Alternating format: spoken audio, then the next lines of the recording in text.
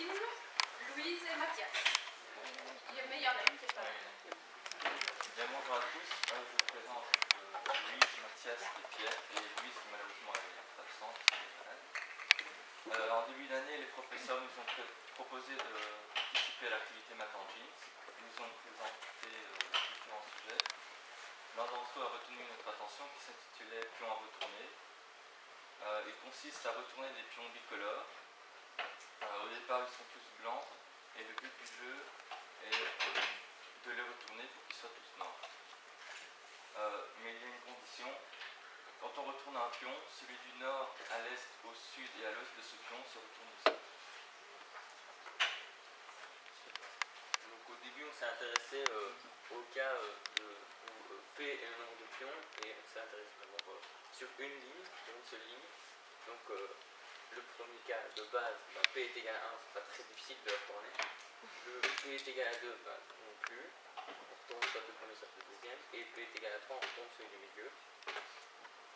Donc notre premier cas, c'est quand le nombre de pions est égal à 3n. Donc on l'a démontré par récurrence. Donc on vérifie que la propriété est vraie pour n est égal à 1 et pas n est égal à 3, nous n'avons pas de faute.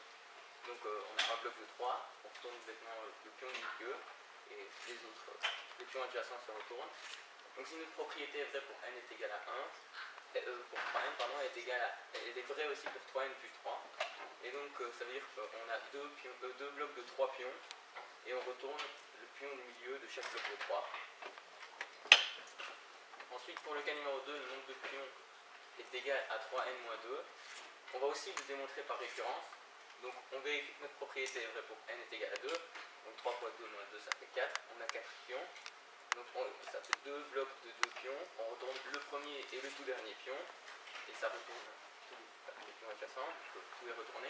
Donc si notre propriété est vraie pour 3n-2, elle est vraie pour 3n plus 1 jeton. Donc si pour passer de 3n-2 jetons à 3n plus 1 jeton, on rajoute un bloc de 3 jetons entre les deux blocs de 2 jetons qu'on avait au départ. Donc pour les retourner, c'est facile, on retourne de nouveau le tout premier pion, le tout dernier, et chaque pion du milieu de chaque bloc de 3. Et le cas numéro 3, où le nombre de pions est égal à 3n-1, on va aussi le démontrer par référence. Donc on vérifie que notre propriété est vraie pour n est égal à 1, c'est-à-dire qu'on n'a que 2 pions. On fait la même chose, on retourne le tout premier pion. Donc si notre propriété elle est vraie pour 3n-1, alors elle est aussi vraie pour 3n plus 2. Et pour passer de 3n-1 à 3n plus 2, on rajoute seulement un bloc de 3 jetons. Donc pour la retourner, on retourne le tout premier pion et le pion du milieu de chaque bloc de 3 jetons. En conclusion, on peut toujours retourner tous les pions quand ils sont sur une ligne. Ensuite, nous avons envisagé les différents cas quand les pions sont disposés sur deux lignes. Donc les cas de base, P est égal au nombre de colonnes. Quand on a une colonne, on retourne l'un des deux pions et les deux pions se retournent. Quand on a deux colonnes, ça fait donc un carré de 2 sur 2. On retourne chaque pion une fois et tous les pions sont retournés à la fin. Ensuite, nous avons trouvé une solution quand le nombre de colonnes est impair, donc quand P est égal à 2n plus 1. Il suffit de retourner, donc pour le cas de base, les pions dans les coins. Ça fait des mouvements en L et tous les pions sont retournés. Donc si la propriété est vraie pour P est égal à 2n plus 1, elle est vraie pour P est égal à 2n plus 3. On rajoute donc deux colonnes.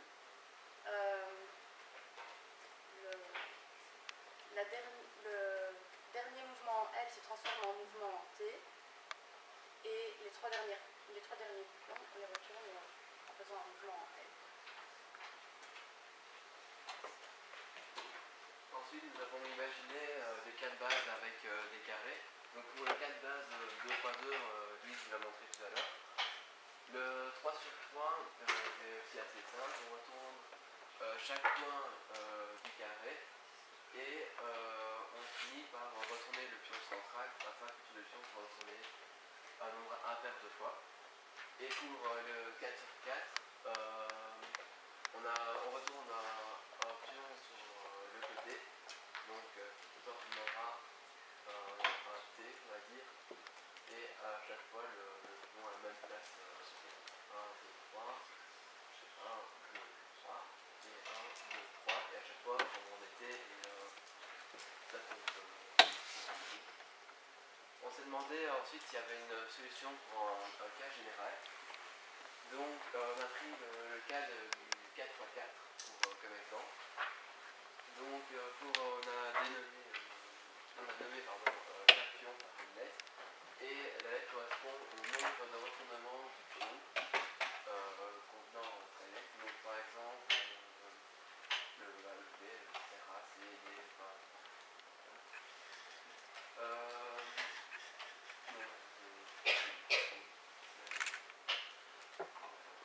Ensuite, nous avons pour retourner le pion 1, on s'est demandé, il y a 3 façons pour quitter le pion. En retournant le pion A lui-même, en retournant le pion B et en retournant le pion E. Donc afin de savoir le nombre de fois chaque pion doit être retourné pour avoir un nombre de fois impair, je vais dire, puisque nous sommes en module 2. Donc c'est-à-dire que si le pion 1 est retourné un nombre pair de fois, donc 2, 4, 6, 8, etc. C'est comme si on arrivait, comme si on retournait 0 fois, puisque, etc. Et donc si on retourne un nombre impair de fois, on atteindra notre objectif qui est passé du pion blanc au pion noir. Donc on a construit des équations pour chaque pion. Par exemple, le pion B, on peut retourner le pion A, le pion B, C et F. Et on a égalisé à 1 le nombre de 1 traduit le nombre impair de fois que chaque pion doit être retourné. Donc on a encodé dans notre calculatrice 16 équations puisqu'il y a 16 pions différents et donc 16 inconnus. Ensuite, se demander est-ce qu'il existe plusieurs solutions. Alors dans le cas oui, et en général oui, il y a plusieurs solutions. Donc pour le cas du 4 sur 4, on a un système indéterminé. Donc toutes les solutions sont affichées par rapport au nombre aux pions, donc A, B, C, D, etc. Donc indéterminé, ça veut dire que C1 et C2 sont des entiers et pour chaque valeur C1, C2, on trouvera une solution. Dans ce cas-ci, C1 et C2, on les a égalisés à 0. Et donc, c'est un 0 fois. On retrouve sur le carré de 4 sur 4, on voit que le pion n'est pas retourné, tandis que là on a notre truc comme valeur 1, et on voit qu'il est retourné, et ça pour chaque fois.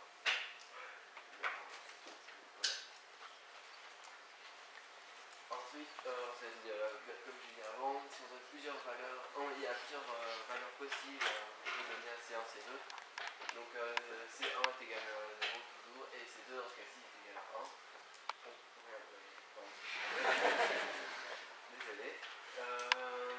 Donc ici on va juste en changeant la valeur de C2, on se déplace. Les valeurs se déplacent, je veux dire. Donc le pion là qu'on a tourné dans le cas C1 égale à 0, C2 égale à 0. Ici il est décalé. Et ainsi de suite pour les autres choses. Voilà. Je viens de me rendre compte que j'ai oublié quelque chose. Il y a quand même une certaine. On remarque qu'il y a une symétrie entre les réponses. Donc juste voilà, une petite indication comme ça.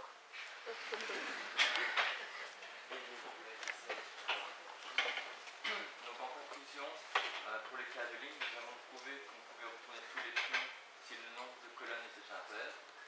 Ensuite, on a traité les cas de base, donc les carrés de base, donc 2 sur 2, 3 sur 3 et 4 sur 4.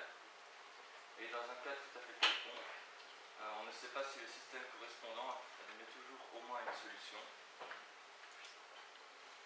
Et ensuite, pour tous les autres cas, on a utilisé la calculatrice.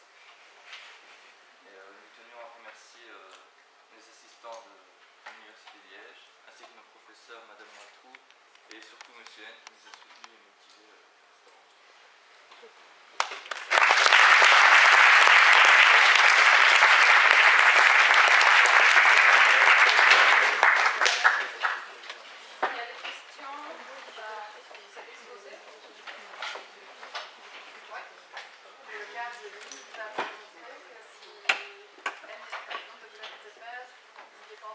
Vous avez essayé de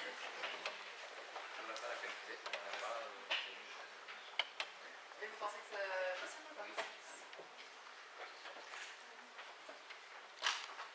T'as d'autres questions? Donc je me demandais en fait si vous avez considéré le cas donc sur 2 lignes mais avec le nombre de colonnes paires. Puisqu'ils ont montré que ça marchait pour les appels. Et je me demandais si vous avez regardé pour les paires. Il y aurait une autre question? Donc dans le nombre de lignes, vous n'aviez pas regardé avec 3 lignes. Carré, on n'a pas calculé. C'est plus expérimental. On a plus fait des pions sur des feuilles, et essayer, etc. On a pas calculé. C'est cool en fait. On a remarqué quand ça augmentait, une ligne hier, j'ai resté comme ça, ça fait quand même 49 équations en continu. Ça devient un peu dur.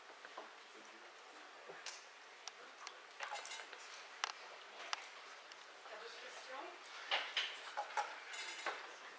Je vous invite à